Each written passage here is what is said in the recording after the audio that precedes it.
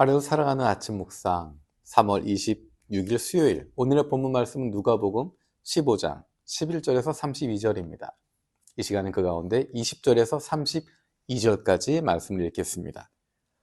이에 일어나서 아버지께로 돌아가니라. 아직도 거리가 먼데 아버지가 그를 보고 측은히 여겨 달려가 목을 안고 입을 맞추니 아들이 이르되 아버지 내가 하늘과 아버지께 죄를 지었사오니 지금부터는 아버지의 아들이라 일컬음을 감당하지 못하겠나이다 하나 아버지는 종들에게 이르되 제일 좋은 옷을 내어다가 입히고 손에 가락지를 끼우고 발에 신을 신기라. 그리고 살찐 송아지를 끌어다가 잡으라. 우리가 먹고 즐기자. 이 내 아들은 죽었다가 다시 살아났으며 내가 잃었다가 다시 얻었노라 하니 그들이 즐거워하더라. 맏아들은 밭에 있다가 돌아와 집에 가까이 왔을 때 풍악과 춤추는 소리를 듣고 한 종을 불러 이 무슨 일인가 물은데 대답하되 당신의 동생이 돌아왔음에 당신의 아버지가 건강한 그를 다시 맞아들이게 됨으로 인하여 살찐 송아지를 잡았나이다 하니 그가 노하여 들어가고자 하지 아니하거늘 아버지가 나와서 권한대 아버지께 대답하여 이르되 내가 여러 해 아버지를 섬겨 명을 어김이 없거늘 내게는 염소 새끼라도 주어 나와 내 벗으로 즐기게 하신 일이 없더니 아버지의 살림을 창녀와 함께 삼켜버린 이 아들이 돌아오매 이를 위하여 살찐 송아지를 잡으셨나이다. 아버지가 이르시되 예 너는 항상 나와 함께 있으니 내 것이 다 네 것이로되 이 네 동생은 죽었다가 살아났으며 내가 잃었다가 얻었기로 우리가 즐거워하고 기뻐하는 것이 마땅하다 하니라. 아멘. 오늘의 말씀은 어제 말씀에 이어지고 있는 말씀입니다. 잃어버린 것들에 대한 이야기입니다. 잃어버린 양, 잃어버린 동전, 그리고 오늘은 잃어버린 아들에 대한 이야기입니다. 예수님의 비유를 들을 때 우리가 주목해야 할 부분은 누구에게 이 말씀을 하고 있는가라는 것입니다. 예수님이 말씀하시고 있는 이 잃어버린 것들에 대한 이야기는 그 중심은 잃어버린 것에 있는 것이 아닙니다. 그것으로 말미암아 기뻐하시는 하나님에게 중점이 있습니다. 잃어버린 양을 찾은 목자의 기쁨, 잃어버린 동전을 찾은 그 여인의 기쁨입니다. 그리고 마찬가지로 잃어버린 아들을 향한 잃어버린 아들을 찾은 아버지의 기쁨에 대한 이야기를 하고 있습니다. 그런데 그 비유 마지막에 한 가지가 추가되어 있습니다. 그것은 맏아들에 대한 이야기입니다. 이 이야기가 바로 이 비유를 듣고 있었던 바리새인과 서기관들을 향하신 예수님의 메시지입니다. 그들을 향해서 이야기하고 있는 것입니다. 예수님께서 이들에게 이야기하고 싶으신 것, 그것은 그들이 즐거움을 잃어버렸다는 것입니다. 이 맏아들이 잃어버렸던 즐거움, 기쁨, 그것과 마찬가지로 바리새인과 서기관들이 기쁨을 잃어버렸다는 것입니다. 이 맏아들이 어떤 즐거움을 잃어버렸는가? 첫 번째는 아버지의 즐거움에 동참할 수 없었다는 것입니다.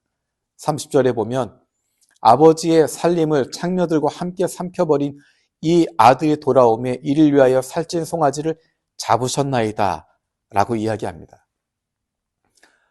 집안에선 잔치가 벌어지고 있는데 오히려 24절에 보면 집에 있는 종들이 다 기쁨으로 그 잔치에 즐거워하고 있는데 맏아들이었던 이 아들은 그 기쁨에 아버지의 즐거움에 동참하지 않고 있습니다.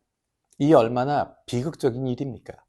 집에 있는 다른 사람들은 모두가 기뻐하고 있는데, 모두가 즐거워하고 있는데, 주인의 기쁨에 동참하고 있는데 오히려 이 아들은 그 기쁨에 참여하지 못하고 있습니다. 이것이 바로 바리새인과 서기관들의 모습인 것입니다.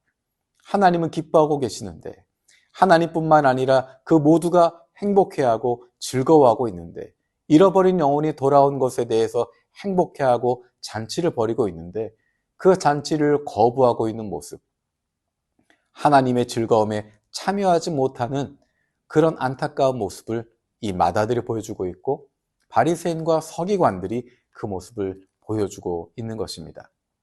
두 번째로 이 맏아들은 아버지와 함께하는 즐거움을 잃어버렸습니다.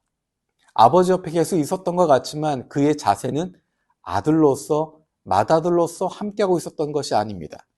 29절 30절을 보면 아버지께 대답하여 이르되 내가 여러 해 아버지를 섬겨 명을 어김이 없거늘 내게는 염소 새끼라도 주어 나와 내 벗으로 즐기게 하신 일이 없더니 라고 이야기합니다. 그는 맏아들이었는데 아버지의 사랑받는 자녀였는데 자신을 종만도 못한 처지로 생각하고 있었습니다.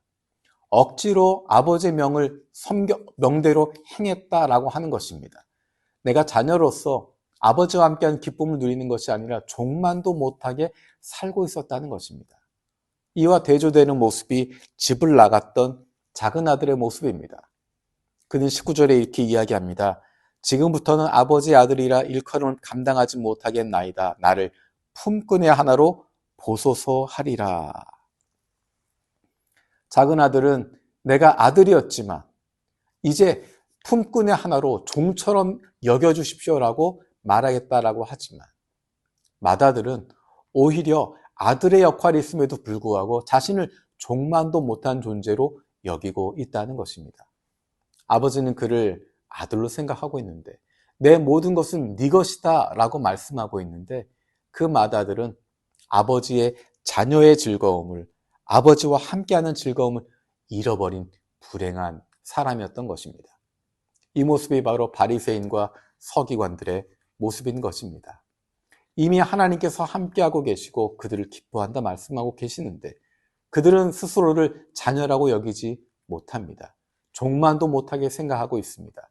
우리가 조금만 율법을 어기면 하나님이 진노할 것이라고 생각하고 우리가 조금만 잘못하면 버림받을 거라고 생각하고 사랑하는 아버지가 아니라 무서운 주인으로 생각하고 있는 것입니다.